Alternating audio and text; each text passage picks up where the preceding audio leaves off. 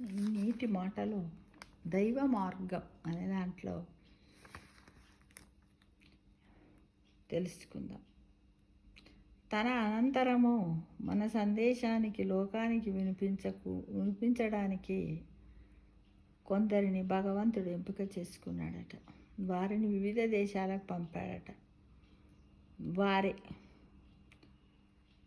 మన అంటే మహర్షుల రూపంలో, దూతల రూపంలో ఉన్నారన్నమాట.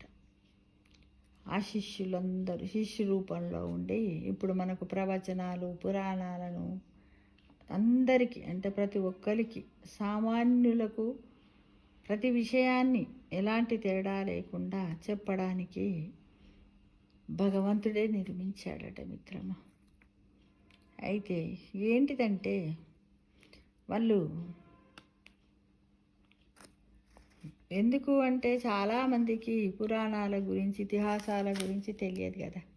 మహానుభావులు ఎవరు? మహర్షులు, ఋషులు, మన గురువులు, వీళ్ళందరూ కూడా పురాణ ప్రవచనాలు చేస్తూ ఉంటారు, ఇతిహాస ప్రవచనాలు చేస్తూ ఉంటారు.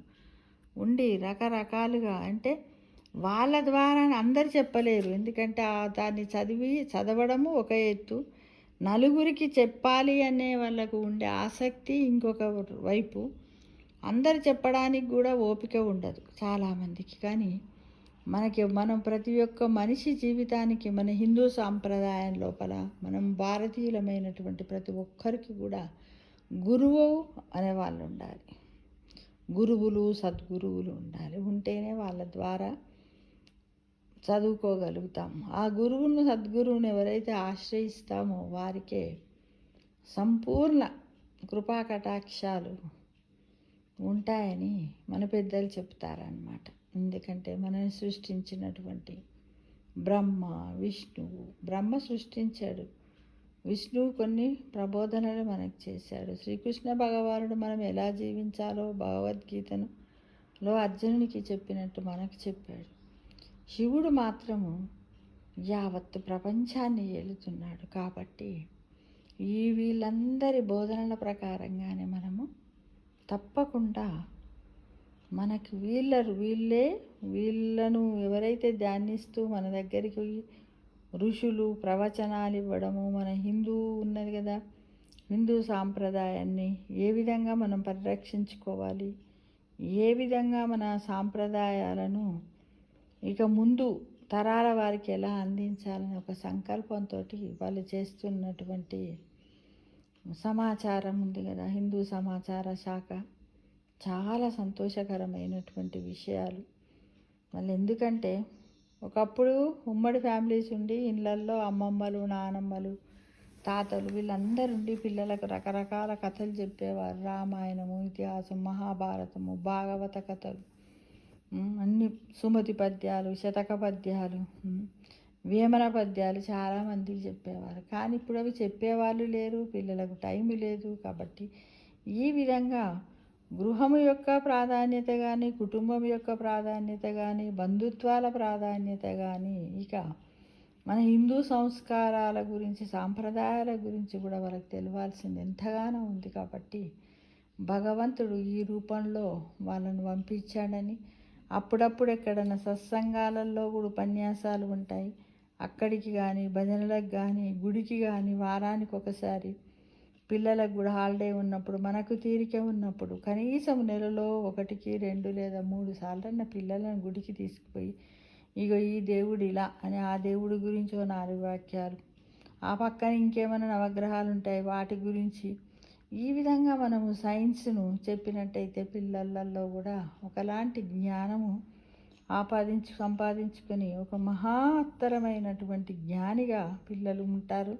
ఒక్కసారి మనం వాళ్ళకి అందించామనుకోండి, నెక్స్ట్ వాళ్ళు ఇంకొకరు చెప్తారు, వాళ్ళంటే ఇట్లేంది ముందు తరాలకు వెళ్ళిపోతూ ఉంటుంది. కాబట్టి ప్రతి ఒక్క పేరెంట్, ఇంట్లో ఉన్న అమ్మమ్మ, నాయనమ్మ, తాతలు, ఉమ్మడి కుటుంబాలను కాదనకండి. ఉమ్మడి కుటుంబాల వల్ల ఎన్నో లాభాలు ఉన్నాయి.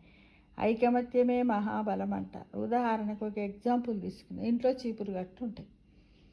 అన్ని పుల్లలో సమ్మేళనం కలిస్తేనే మనము చీపురు కట్ట అంటాం కదా. ఒక పుల్లతోటి నువ్వు ఇల్లు నుడవగలవా? దాదాపు ఒక చీపురు గట్ట లోపల ఒక 100 పుల్లలు ఉంటేనే దాన్ని కట్టగట్టి ఊడిస్తే 5 నిమిషాలలో ఊడిచేస్తావు. కానీ ఒక్క పుల్లతో నువ్వు ఎంత ఊడ్చినా అక్కడ ఉన్నటువంటి దుమ్ము ధూళి చెత్త చెదారం ఏ విధంగా అయితే పోదో, మనము కూడా ఈ ఉమ్మడి కుటుంబం లేకుండా మనం ఉన్నట్టయితే చెప్పుదాంలే, రేపు చెప్తా, ఎల్లుండి చెప్తా, మావాడికి మా ఇంట్లో అన్ని పుస్తకాలు ఉన్నాయి.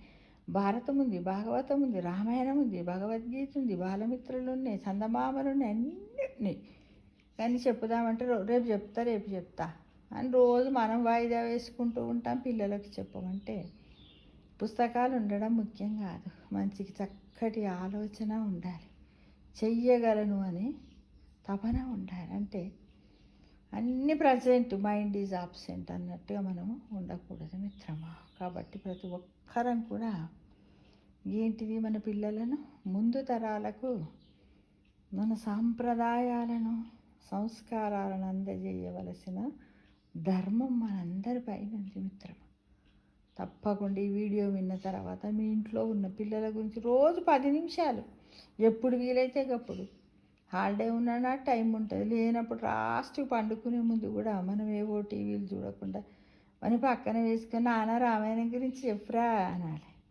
వాడు వద్దే, లేదు నాన్న రామాయణంలో రాముడు ఉంటాడు, బాణం చూసినవారా, మొన్న నీ పాఠంలో ఒక ఆరో ఉండే కదా బేట, అది ఏంటిది, అది ఎవరు వాడినరో తెలుసా, అది ఇదని ఇట్లా ఒక్కొక్క దాని గురించి వాళ్ళకి చెప్పినట్టయితే పిల్లలు రోజు అడుగుతారు. ఒక వారం రోజులు మనల్ని పట్టామనుకోండి, ఇక మళ్ళా తర్వాత మనల్ని వదలరు. ఇంట్లో ఉన్న పేరెంట్స్ కానీ బాబాయిలు పిన్నీలను పెద్దమ్మలను అంతని బట్టి పిల్లలు అడుగుతూ ఉంటారు. ఇలాంటి సంస్కారాలు తప్పకుండా నేర్పించాలి మిత్రమా. Thank you for watching.